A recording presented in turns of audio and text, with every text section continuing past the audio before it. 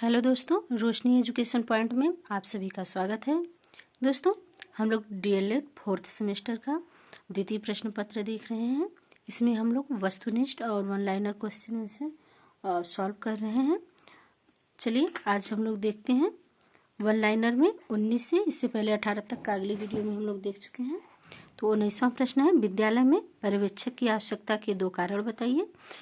तो उत्तर है, छात्रों की समस्याओं, आधुनिक बाल विकास समायोजन के निदान व उपकरण के लिए कदम उठाना। ये क्या है? तो पर्यवेक्षक की आवश्यकता है, कार्य है शिक्षकों की समस्याओं का सहानुभूतिपूर्वक समाधान खोजना तथा शैक्षिक विकास में योग देना, शिक्षकों की विशेष योग्यताओं के विकास का अवसर प्रदान करना। ये सब पर्यवेक्षक, विद्यालय में पर्यवेक्षक की आवश्यकता है इन सब चीज़ों के लिए। 20वां क्वेश्चन है, राज्य शिक्षा संस्थान के कार्यों को बताइए। तो समितियों तथा परिषदों का निर्माण, शिक्षा के उद्देश्य का निर्माण करने, पाठ्यक्रम की रचना करने तथा परीक्षा लेने एवं शिक्षा से संबंधित अन्य कार्यों को करने के लिए राज्य विभिन्न स्तरों पर राज्य कर्मचारियों तथा जनता के प्रतिनिधित्व के सहयोग से विभिन्न परिषदों एवं समितियों का निर्माण करता है। ये सब क्या है? तो राज्य शिक्षा संस्थान के कार्य हैं। अगला है, मनोविज्ञान एवं निर्देशन विभाग यानी मनोविज्ञान शाला उत्तर प्रदेश प्रयागराज के प्रमुख कार्य क्या है बताइए। तो इसका जो प्रमुख कार्य है वो शैक्षिक निर्देशन देना, व्यक्तिगत निर्देशन देना, बाल निर्देशन देना, व्यावसायिक निर्देशन देना। क्या है? कार्य है। उत्तर प्रदेश बेसिक शिक्षा परिषद के 2 कार्य बताइए। तो बेसिक शिक्षा परिषद बेसिक प्राथमिक विद्यालयों के अध्यापकों की नियुक्ति करना, स्थानांतरण, उनका स्थानांतरण करना एवं तैनाती नियंत्रित करना, विद्यालय समय अवधि निर्धारित करती है तथा प्रदेश में बेसिक प्राथमिक शिक्षा प्रदान करने वाले निजी विद्यालयों को मान्यता देती है। ये सब उत्तर प्रदेश बेसिक शिक्षा परिषद के कार्य हैं। टीईटी का पूरा नाम क्या है? तो शिक्षक पात्रता परीक्षा, टीचर एबिलिटी टेस्ट, टीईटी का फुल फॉर्म है। अगला है, स्कूल चलो अभियान किस वर्ष उत्तर प्रदेश में लागू किया गया? तो वर्ष 2004 में। सर्व शिक्षा अभियान का गठन किस वर्ष हुआ? तो वर्ष 2001 में। एनसीईआरटी के किन्हीं 4 इकाइयों के नाम बताइए। तो एनसीईआरटी के 4 इकाई हैं, राज्य शिक्षा संस्थान, राज्य विज्ञान शिक्षा संस्थान, राज्य हिंदी संस्थान, आंग्ल भाषा शिक्षण संस्थान। और अगला है 27 नंबर का क्वेश्चन, किन्हीं 5 विद्यालयी अभिलेखों का नाम बताइए। तो विद्यालयी अभिलेख में है अध्यापक उपस्थिति पंजिका, छात्र उपस्थिति पंजिका, 2 हुए। और तीसरा है पत्र व्यवहार पंजिका, छात्रवृत्ति वितरण पंजिका, ग्राम शिक्षा समिति बैठक पंजिका। ये सब हैं विद्यालय के प्रमुख पंजिका हैं। और छात्रों से संबंधित विद्यालय अभिलेखों का नाम बताइए। तो छात्रों से संबंधित विद्यालय अभिलेख है एमडीएम पंजिका, छात्र उपस्थिति पंजिका, यूनिफॉर्म वितरण पंजिका, छात्रवृत्ति वितरण पंजिका, निःशुल्क पुस्तक वितरण पंजिका। ये सब छात्रों से संबंधित विद्यालय के अभिलेख हैं जो विद्यालय में बच्चों को दिए जाते हैं। विद्यालय प्रबंधन से संबंधित किन्हीं 3 समितियों के नाम बताइए। तो ग्राम शिक्षा समिति, शिक्षक अभिभावक संघ और मातृ शिक्षक संघ। विद्यालय प्रबंधन में ग्राम शिक्षा समिति होता है, शिक्षक अभिभावक संघ और मातृ शिक्षक संघ होते हैं। अगला 30 नंबर का प्रश्न है, विद्यालय विकास अनुदान के लिए कितनी धनराशि वार्षिक देय होती है? तो प्राथमिक विद्यालय के लिए 5,000 वार्षिक, उच्च प्राथमिक विद्यालय के लिए 7,000 वार्षिक रुपये विद्यालय विकास के लिए अनुदान की तरफ से धनराशि देय होती है। विद्यालय रखरखाव के लिए कितनी धनराशि देय है?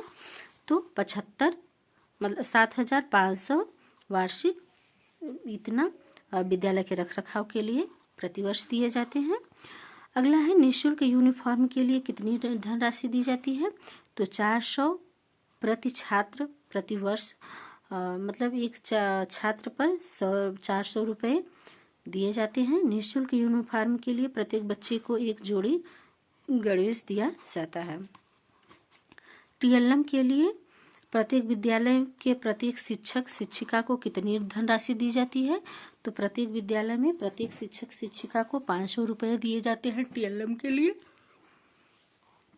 अनुसूचित जाति, जनजाति तथा अन्य पिछड़े वर्गों के बच्चों के लिए छात्रवृत्ति के रूप में कितनी धनराशि दी जाती है?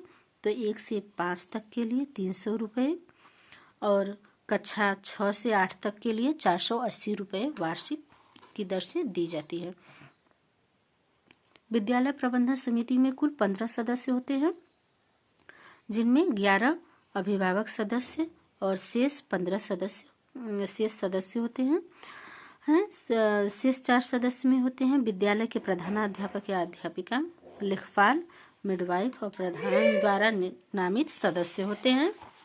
और अगला है विद्यालय प्रबंधन समिति में कितनी प्रतिशत महिलाएं होनी चाहिए? तो 50% महिलाएं होनी चाहिए। विद्यालय प्रबंधन समिति में अभिभावक सदस्यों का आरक्षण बताइए। तो विद्यालय प्रबंधन समिति में 50% महिलाएं होती हैं और एक सदस्य अनुसूचित जाति और अनुसूचित जनजाति के होते हैं। अन्य पिछड़ा वर्ग के तथा कमजोर वर्ग के बालक के माता पिता जो होते हैं वो अभिभावक सदस्य के रूप में होते हैं। मतलब विद्यालय प्रबंधन समिति जो होता है उसमें 50% महिलाएं होती हैं। एक सदस्य जो होते हैं अनुसूचित और अनुसूचित जनजाति से होते हैं, कुछ अन्य पिछड़ा वर्ग से होते हैं जो, और कुछ कमजोर वर्ग के बालक होते हैं, उनके माता पिता अभिभावक के रूप में सदस्य के रूप में होते हैं। तो विद्यालय प्रबंधन समिति का कार्यकाल कितने वर्ष का होता है? तो विद्यालय प्रबंधन समिति का कार्यकाल जो होता है वो 2 वर्ष का होता है।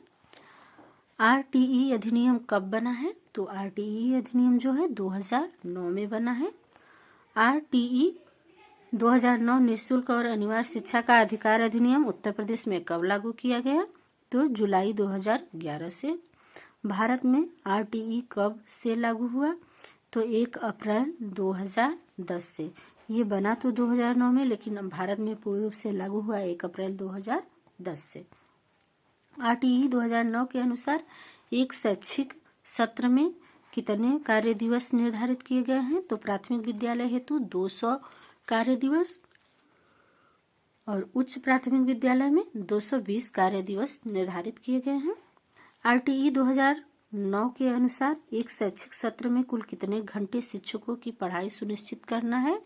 तो प्राथमिक विद्यालय में जो मतलब समय है वो है 800 घंटे और उच्च प्राथमिक विद्यालय हेतु 1000 घंटे है पूरे सत्र में।